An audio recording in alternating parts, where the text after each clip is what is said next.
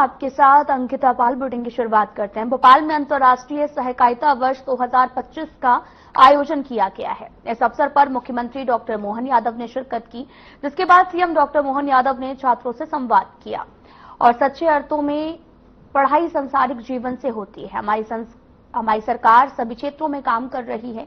औद्योगिकरण के लिए हम काम कर रहे हैं। हमारी चीजों को और बेहतर ढंग से ले जाना है। हमारे प्रदेश के अंदर सभी प्रकार के प्राकृतिक संपदा नदियों का मायना है।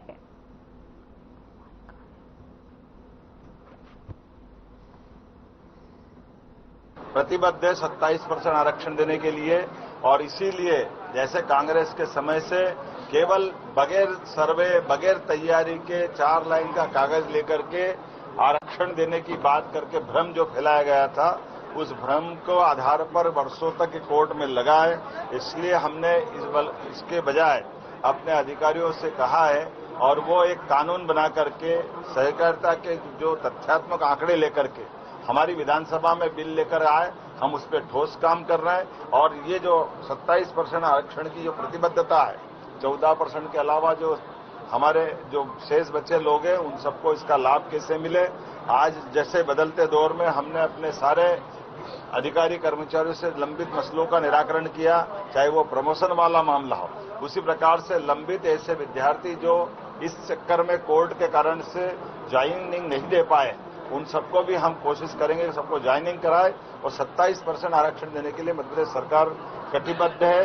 कांग्रेस केवल उलझाने का प्रयास करती है, घुमाने का प्रयास करती है। ये उसी प्रकार से है जैसे जातिगत जनगणना का अब श्रेय लेना चाहती है।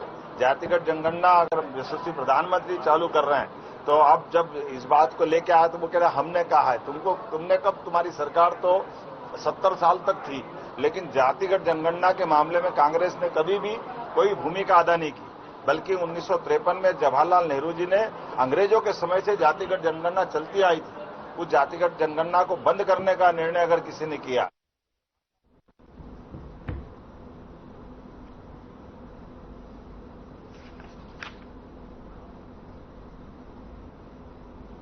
सीएम डॉक्टर मोहन यादव और बीजेपी अध्यक्ष हेमंत खंडेवाल ने मुलाकात की है पूर्व मंत्री गौरीशंकर से। प्रदेश अध्यक्ष बनने के बाद में पहली बार हेमंत खंडेवाल पूर्व मंत्री से मिलने पहुंचे। मुलाकात के बाद में सीएम डॉक्टर मोहन यादव ने कहा कि हम आज लोग जो हैं वो बीजेपी के वरिष्ठ नेता और पूर्व नेता प्रतिपक्ष के घर मिलने आए हैं। ऐसे ही कुशलक्षेम पूछने आए हैं। आगामी विधानसभा सत्र में आने वाला है और ऐसे में हमारे विधायकों को आपके लंबे संसदीय जीवन का लाभ मिले।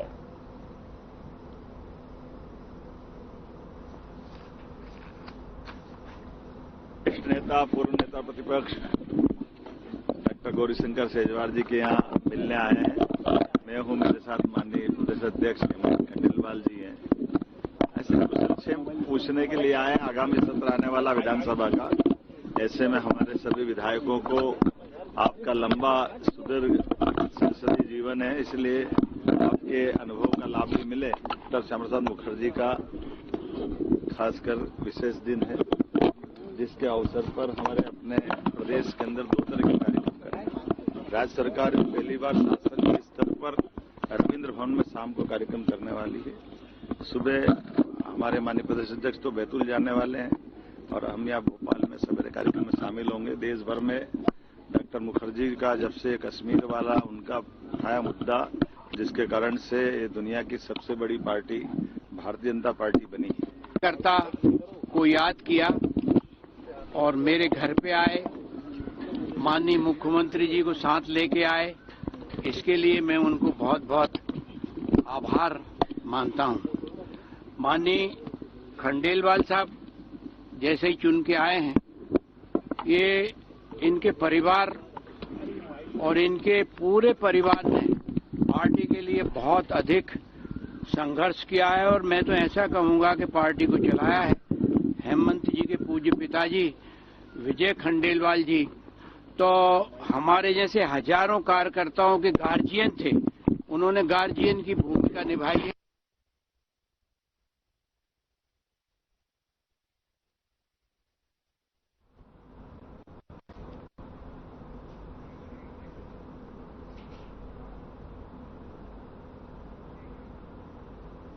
राजधानी भोपाल में आज कांग्रेस कार्यालय में मध्य प्रदेश कांग्रेस के अध्यक्ष जीतू पटवारी और नेता प्रतिपक्ष उमंग सिहार की संयुक्त प्रेस वार्ता की। कांग्रेस अध्यक्ष जीतू पटवारी ने कहा कि बीजेपी सरकार ने प्रयास किया है, कैसे आरक्षण रुके, स्टे लगाकर बीजेपी ओबीसी के साथ धोखा कर रही है। 27% आरक्षण के विरोध में अपनी अंतिम बूंद तक कांग्रेस ओबीसी के लिए लड़ेगी और उमंग सिहार ने यह भी कहा कि ओबीसी वर्ग के आरक्षण को रोककर रखना चाह रही है।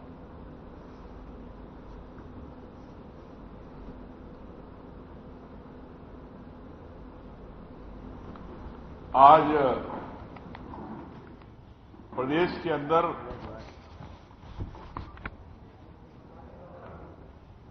पिछड़ा वर्ग के लिए वो स्थिति बन गई है कि वोट देके ठगा गए। इसके पहले शिवराज जी थे पिछड़ा वर्ग के, लेकिन आरक्षण की लड़ाई नहीं लड़ पाए। मोहन यादव जी आए, पिछड़ों के नेता बताते। प्रधानमंत्री अपने देश के सबसे गरीब पिछड़ों के नेता बताते, लेकिन पिछड़ों को पिछड़े करते जा रहे हैं। ये प्रधानमंत्री और मुख्यमंत्री, इनकी सोच है कि जिस समाज से, जिस वर्ग से आते हैं, कैसे चलेंगे, रूल ऑफ लॉ के साथ चलेंगे। सबने डिसाइड किया और संविधान को अंगीकार किया। उस संविधान में 3 चीज बड़ी महत्वपूर्ण है: executive, judiciary and legislation. Legislation के द्वारा बनाए हुए कानून पे सिर्फ लिमिटेड जुडिक्शन रहता है जुडिशरी का, कि जब तक उसे अनकॉन्स्टिट्यूशनल डिक्लेयर नहीं कर रहा तब तक वो फोर्स में रहता है।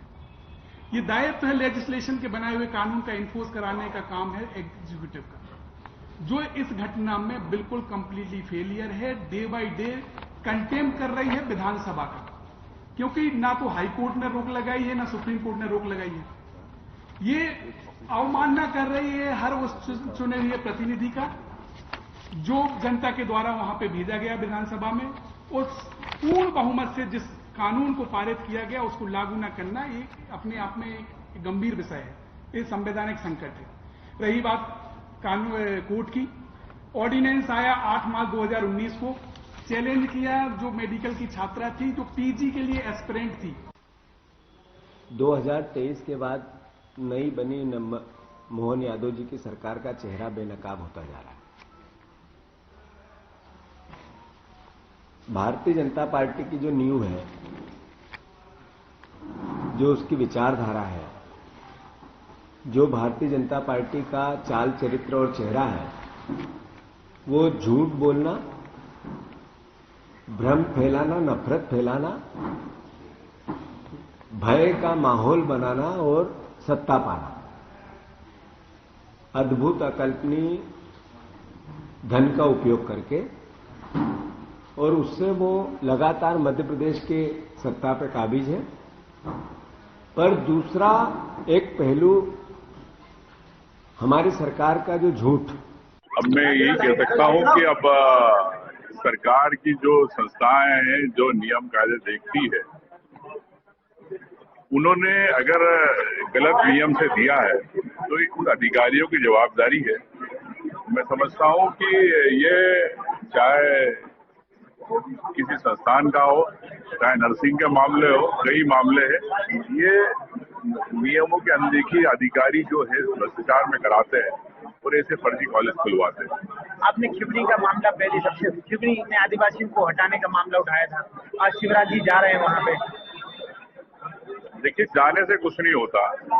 आप सरकार में हैं, आपको तत्काल निर्णय लेना चाहिए। अंदर 1.5 लाख का, 2.25 लाख का भुगतान हुआ तो स्वाभाविक बात है। और जनता के पैसे का भारतीय जनता पार्टी के नेता हो या कई अधिकारी हो जो घोटालेबाज हो, खुलेआम लूट रहे हैं, कि जनता को जवाब देना चाहिए। आज सीएम साहब ग्वालियर में सम्मेलन में शामिल हो रहे हैं। आपको लगता है मध्य प्रदेश में समरसता बनी हुई है? देखिए, समरसता बनती है तो चाहे आरक्षण की बात हो, चाहे किसी वर्ग के सम्मान की बात हो, चाहे अम्बेडकर की।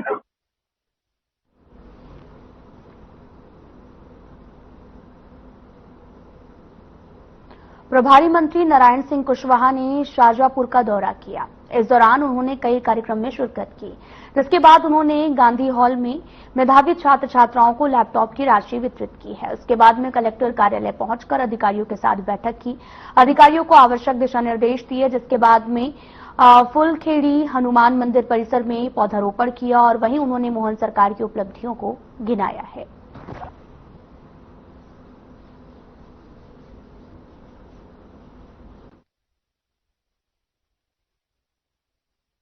ऐसी घटनाएं कहीं कुछ आती हैं तो पुलिस कदम उठाती है,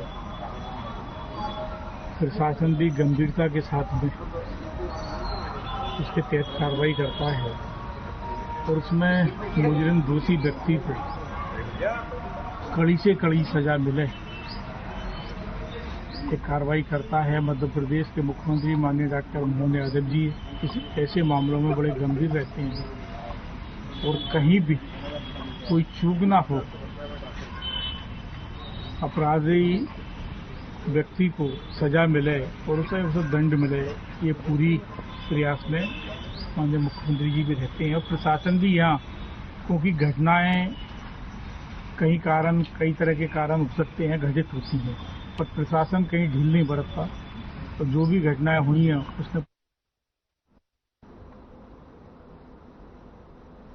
पूर्व विधायक हर्ष विजय गहलोत के नेतृत्व में कांग्रेस कार्यकर्ताओं ने सलाना एसडीएम को राज्यपाल के नाम ज्ञापन सौंपा है। इसमें कांग्रेस अध्यक्ष जीतू पटवारी पर दर्ज कथित झूठी एफआईआर को रद्द करने और आदिवासियों के घर तोड़ने वाले अफसरों पर कार्रवाई की मांग की गई है। साथ ही आपको यह भी बताते चलें कि आदिवासियों के घरों पर बुलडोजर चलाया गया, जिससे उन्हें खाने और रहने की दिक्कत हो रही। ज्ञापन देने से पहले कांग्रेस कार्यकर्ताओं ने नारेबाजी करते हुए रैली निकाली है।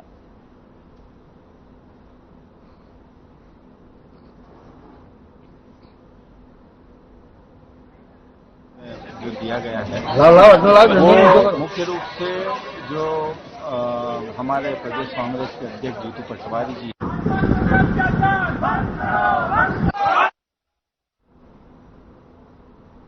जल संचयन को लेकर खंडवा जिले ने देश भर में उपलब्धि हासिल की है। अभियान के तहत जिले के सरकारी भवनों पर रूफ वाटर हार्वेस्टिंग सिस्टम लगाए गए हैं और इसी के तहत में खंडवा विधायक कंचन तन्वे ने भी अपने निवास पर वाटर हार्वेस्टिंग सिस्टम लगाया है, बल्कि उनके निवास पर आने वाले लोग भी इस पहल से प्रेरित होंगे।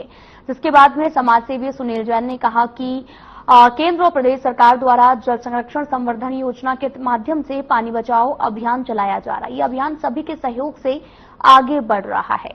वहीं विधायक कंचन तन्वे ने यह भी कहा कि जल संचयन मिशन का नेतृत्व हमारे प्रधानमंत्री नरेंद्र मोदी और मुख्यमंत्री डॉक्टर मोहन यादव ने की है। इस अभियान के तहत हमारे जिले में इतने काम हुए हैं कि जिला देश में नंबर 1 पोजीशन पर रहा है। ऐसे में भला मैं जिम्मेदार जनप्रतिनिधि होकर पीछे क्यों रहूं।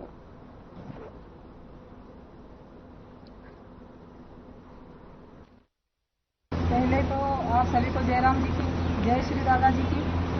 पहले मैं मीडिया के माध्यम से मेरे देशवासियों को, मेरे शहरवासियों को और खंडवा विधानसभा के सभी भाइयों और माताशक्ति को बहुत बहुत शुभकामनाएं, बधाई देती हूँ कि आज उनके अथक प्रयासों से हमारा खंडवा नंबर 1 पर आया है। शासन प्रशासन को भी बहुत बहुत शुभकामनाएं, बधाई देती हूँ। और जैसे कि आज आप देख रहे हो निज निवास पर, मैंने अपने आप से अपने निवास से शुरुआत की है कि जो आप देख रहे हो कि 4 से 5 फीट का गड्ढा, जो चौथा गड्ढा निज निवास पर जो बनाया है, क्योंकि जो बारिश का पानी हमारे घर की छतों पर आता है उसको नीचे उतारने का पूरा मैंने प्रयास किया है। और जैसे आप देख रहे हैं कि यहाँ चौथा गड्ढा 4 से 5 फीट का बनाया है।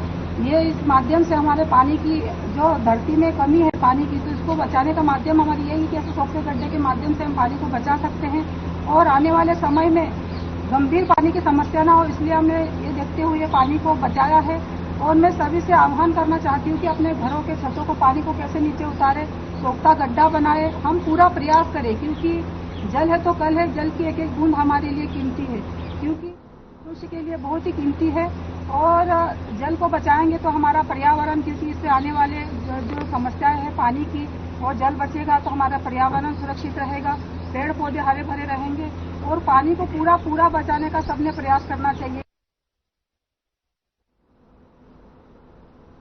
फिलहाल यहाँ रुकते हैं एक छोटे से ब्रेक के लिए।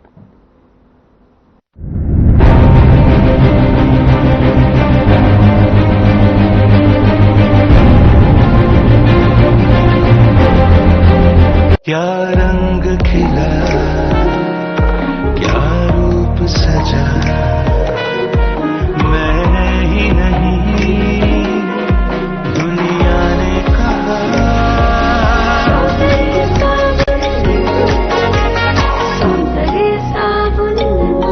बेमौसम बारिश, आंधी और तूफान की चिंता भूल जाओ, फसल बीमा कराओ, सुरक्षा कवच पाओ। प्राकृतिक आपदा हो या कोई दुर्घटना, उसकी चिंता से भी मुक्ति पाओ, फसल बीमा हमने फसल बीमा योजना को अधिक प्रभावी बनाया, उसके दायरे में ज्यादा किसानों को लाए। अब तक 23 करोड़ से अधिक किसान आवेदनों को फसल मुआवजा मिला। खरीफ फसल बीमा के लिए शीघ्र पंजीकरण कराएं। बैंक शाखा, बीमा कंपनी, कृषि ऋण समिति, जन सेवा केंद्र से संपर्क करें या www.emfby.gov.in पर ऑनलाइन आवेदन करें। बीमा कंपनी के प्रतिनिधि से घर बैठे एड ऐप द्वारा बीमा करा सकते हैं। फसल बीमा से संबंधित जानकारी के लिए हेल्पलाइन नंबर 14447 पर कॉल करें। फसल बीमा कराओ, सुरक्षा कवच पाओ।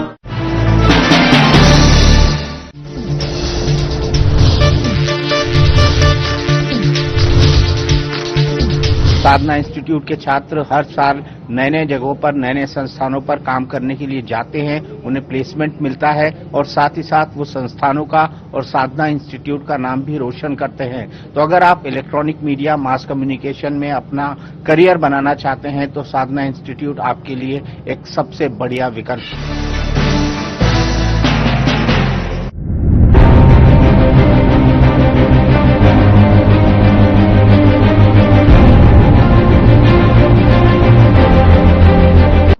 ब्रेक के बाद स्वागत है, आप सभी का रुख करते हैं खबरों की तरफ। विदिशा में नगरपालिका की लापरवाही एक बार फिर से सामने आई है, जहां पर खरी फाटक रोड पर बन रहे नाले का काम 20 दिन पहले शुरू किया गया था, लेकिन अधूरा छोड़ दिए जाने की वजह से अब लोगों की भारी परेशानियों का सामना करना पड़ रहा है। दरअसल 20 दिन पहले खोदे गए इस नाले को अब नगरपालिका फिर से बना रही है। बीच सड़क पर खुदाई और अधूरे निर्माण सामग्री से यहां पर दुकानों का व्यापार ठप हो गया है। वहीं व्यापारी और यहां के रहने वाले दोनों ही काफी ज्यादा परेशान हैं।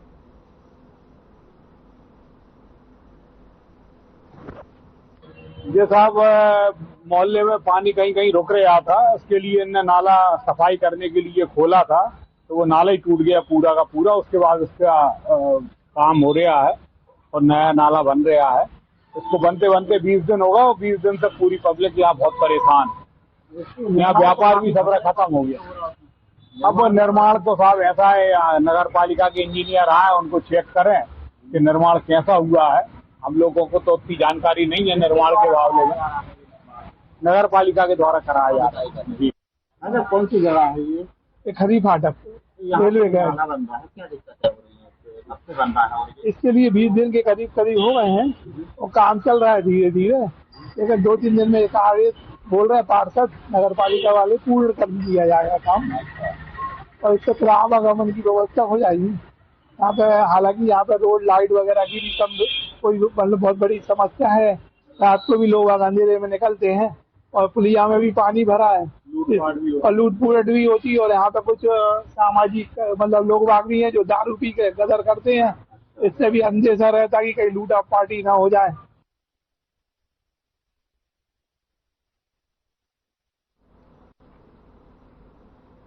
जीवन सिंह शेरपुर के समर्थन में करनी सेना परिवार की ओर से मंदसौर एसपी कार्यालय का घेराव किया गया।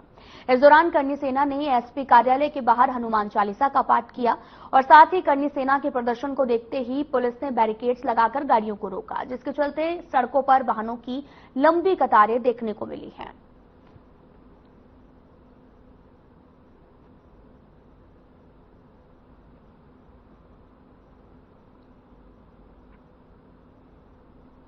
इंदौर पुलिस ने 2 ऐसे शातिर बदमाशों को गिरफ्तार किया है जो डुप्लीकेट फोन पे से फेस ट्रांजैक्शन कर धोखाधड़ी की वारदातों को अंजाम दिया करते थे। दरअसल दोनों आरोपी लंबे समय से फेक ट्रांजैक्शन दिखाकर ऐसी घटनाओं को अंजाम दे रहे थे, जहां पर दुकानदारों के साथ ठगी भी की गई थी। दोनों आरोपी सतना जिला के रहने वाले हैं जो 3 सालों से इंदौर में पढ़ाई का बहाना बनाकर अपने शौक को पूरा करने के लिए लोगों से ठगी करते हैं। पुलिस ने आरोपियों से धोखाधड़ी में ठगी में 46,000 की एक सोने की अंगूठी और वारदात में इस्तेमाल 2 मोबाइल आरोपियों से बरामद किए हैं।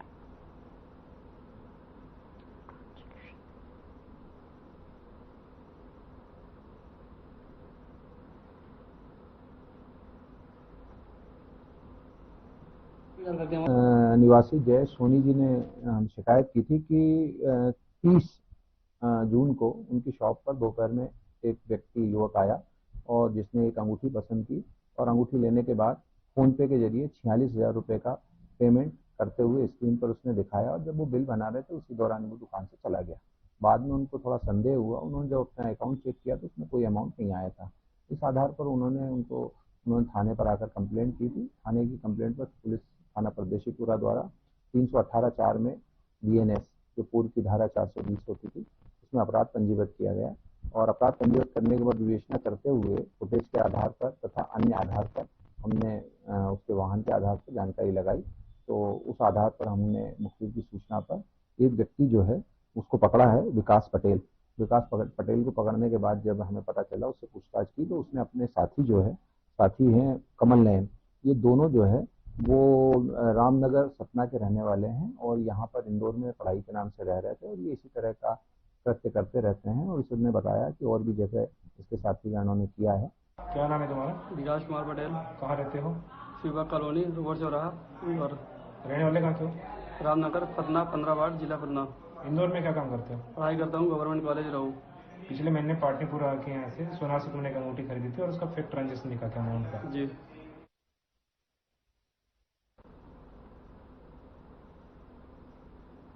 श्योपुर जिले की करहाल तहसील में कुनो पालपुर अभयारण्य के नजदीक मोराबन पूर्व बीट नशीहर में खैर के पेड़ों की बड़े स्तर पर कटाई की जा रही है। दरअसल अवैध तस्करी के रूप में जंगलों से खैर की लकड़ी की कटाई एक गंभीर समस्या बनी हुई है और कई क्षेत्रों में खैर के पेड़ों को बड़ी संख्या में काटा जा रहा, जिससे जंगलों को नुकसान हो रहा और पर्यावरण पर नकारात्मक प्रभाव पड़ रहा है। खैर की लकड़ी का उपयोग कई कामों में किया जाता है, जैसे कि फर्नीचर, साथ ही धार्मिक अनुष्ठान और ईंधन के रूप में किया जाता है।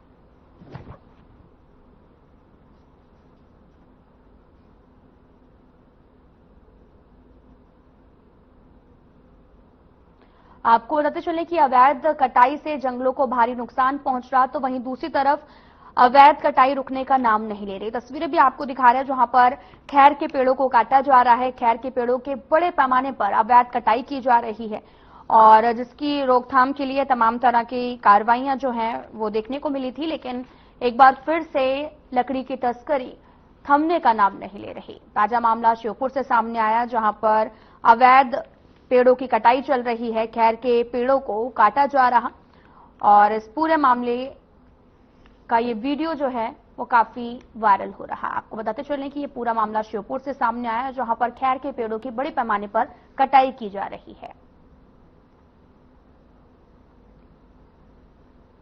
फिलहाल बुलेटिन में इतना ही। नमस्कार।